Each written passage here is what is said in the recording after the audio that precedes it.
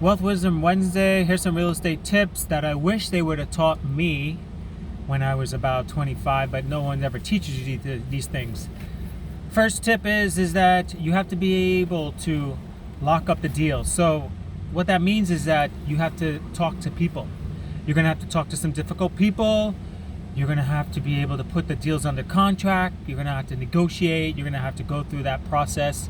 If you do not like to negotiate, if you do not like talking to difficult people, people that have money, people that have power, people that have, complexes and agendas and they want to get their price, then this business isn't for you, because real estate is a people business and you definitely need to be able to contact and talk to a lot of people.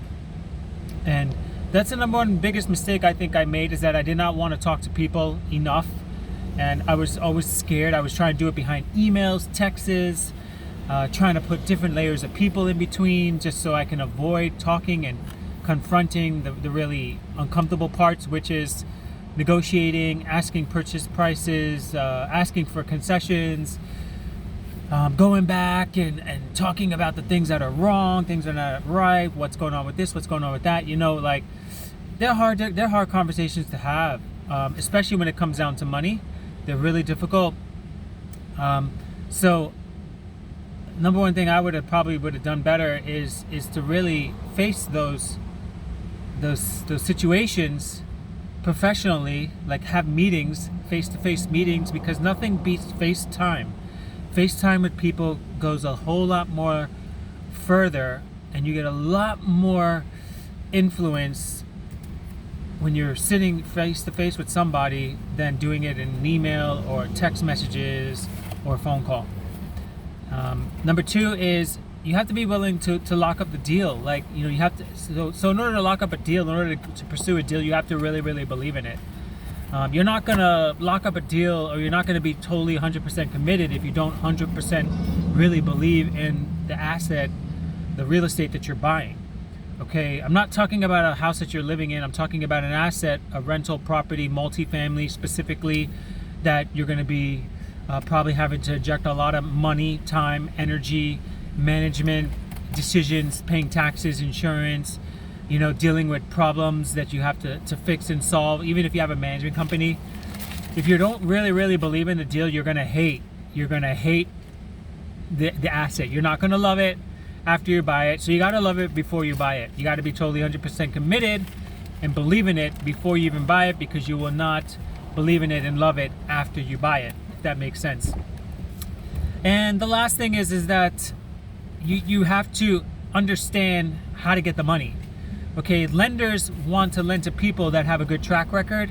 So if you are not in this business, then I urge you to partner with people who are doing real estate deals, that are rehabbing, help them with their rehabs, help them with sourcing supplies, help them with the budgeting, help them doing the work, take the pictures, negotiate with them and say, look, can I use you as a reference? Can I use your project as part of my portfolio, as my resume, so I can gain credibility?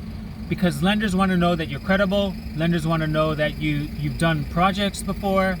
And if you have an investor that you're working with that is doing projects, you can use them to strengthen yourself so that you can gain the approval to get the loans.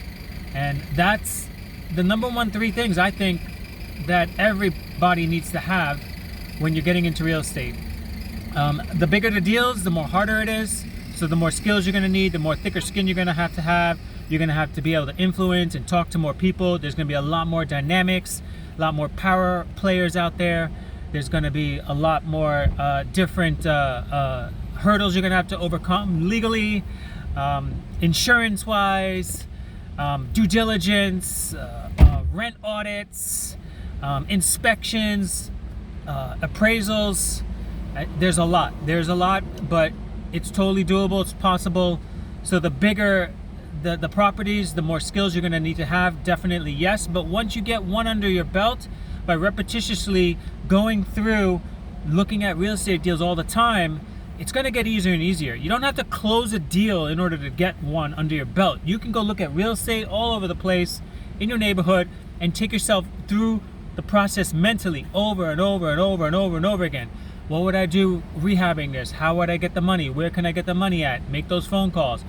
Ask them to take a look at the financials. Get the financials. Talk to the broker. Even if you're ready to buy the deal or not, you can still talk to the broker. You could still look at the financials. You could still look at the offering memorandum. You could still look at the comps around. What are all the other apartment communities around are doing?